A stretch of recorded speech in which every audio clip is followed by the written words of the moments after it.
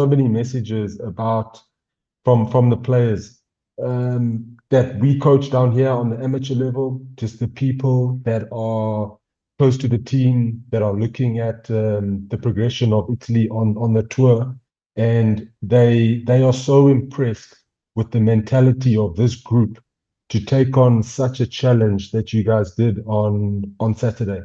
And they've taken such inspiration on how to deal with something that is very complicated, something that you don't see a positive outcome come out of, and to see your whole group, not even just the players, but also the coaching staff that we've seen off field as well. Everybody just with the one mind and one mentality to get everybody focused on one objective, and that is to focus just on your team and what you can control. And it's been phenomenal to watch and just see a witness behind it. So complimenti for everybody, and complimenti a tutti for that, just for that atteggiamento and that state of mental toughness. It's been really, really impressive to watch. Just a quick question from my side. Is Ale Fusco, is he injured or is he out or is it selection? Or I don't see his name in the group and I don't remember him going off with any injuries. First of all, thank you for your words. It's exactly like if you were inside the team during the whole week, listening to what we work on and or what were the goals or what were the messages and what we tried to build.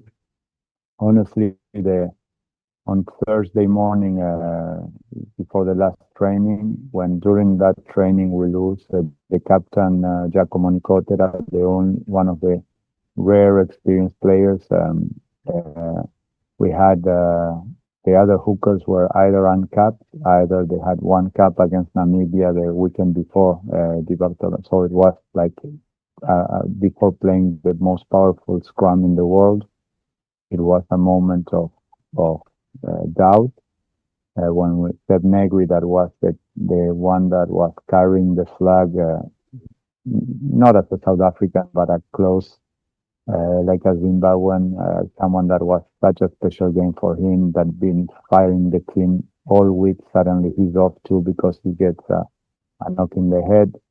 Like everyone is looking to each other because it was already an experienced team with, as we said, 17 or 18 usually starters there.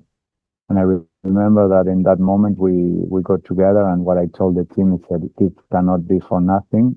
All this that is happening to us is it has to happen. It's one of those moments that life tests you as a group, as a man, as an individual, as a team, and we have to take this challenge and take it together. And it was a really moment where the team and the group could fall apart, saying how when you see the Springboks coming Pretoria, the team you have in front, and all these situations going on, as you said, there was still really tough to see some positive outcome of this game, and so many really tough ones that could come. So at the end of the day, the goal was only to be proud of ourselves at the end and do whatever it takes to just go back to the dressing room proud and with a bit of tragedy, but I think it worked well, and the toughest part is going for it again. Ale Fusco played was the first pick. Ale didn't play a lot for Italy in the last couple of years since I've been here, not for only for selection, but because he picked up some injuries in key moments. He didn't have a lot of chances, so I started him against Namibia because he ended really well the season and he was showing a lot of good things in training. He did really well against Namibia, so we gave him the first test. But we also think that Stephen Varney and Ale Garbisi are showing good things in training. So I felt it was going to be a bit unfair to leave or Ale Garbisi or Steve Varney out of this team, out of this group for this team for this weekend. So it was more a rotation in a position where we have options. The pick, even if it's a tricky one, because Ale is more can cover more positions than the other two number nines. But we decided to take that little risk and to give to be fair with all the team.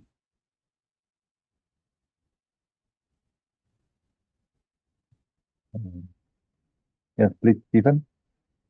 Thank you very much.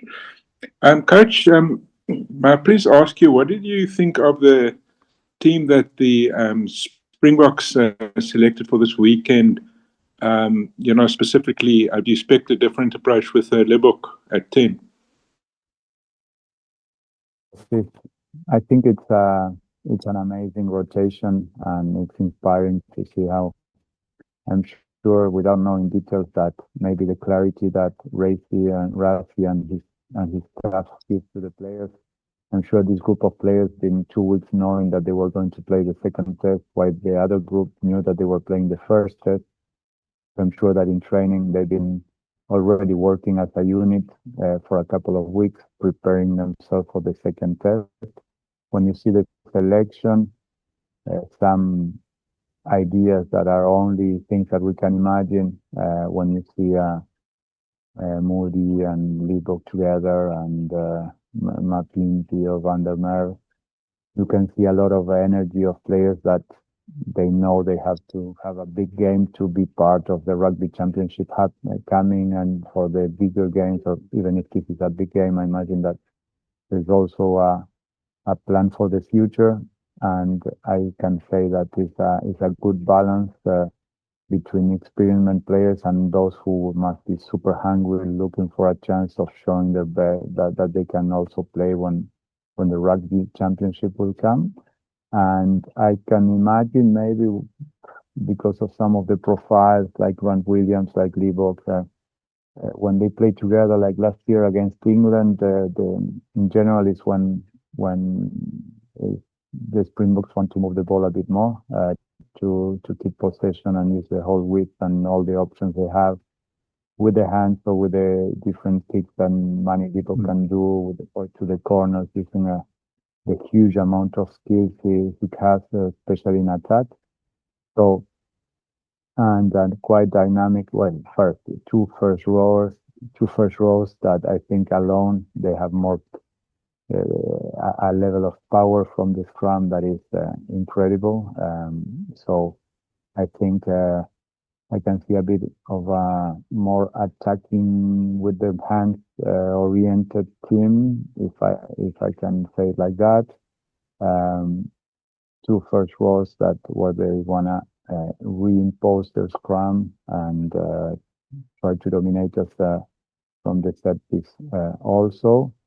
And as I said, a lot of talent. So I think Liebok, Grant Williams, Liebok, Moody, for me, with the power of Esteroizen in the middle, I think is a lot of options coming with ball in hand, and I think it's gonna be for me it's an attacking option that was chosen for the second test.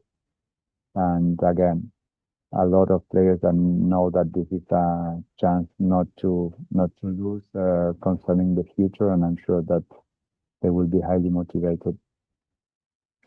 And your the second half that you played at Loftus, you beat the Springboks in the second half on the scoreboard.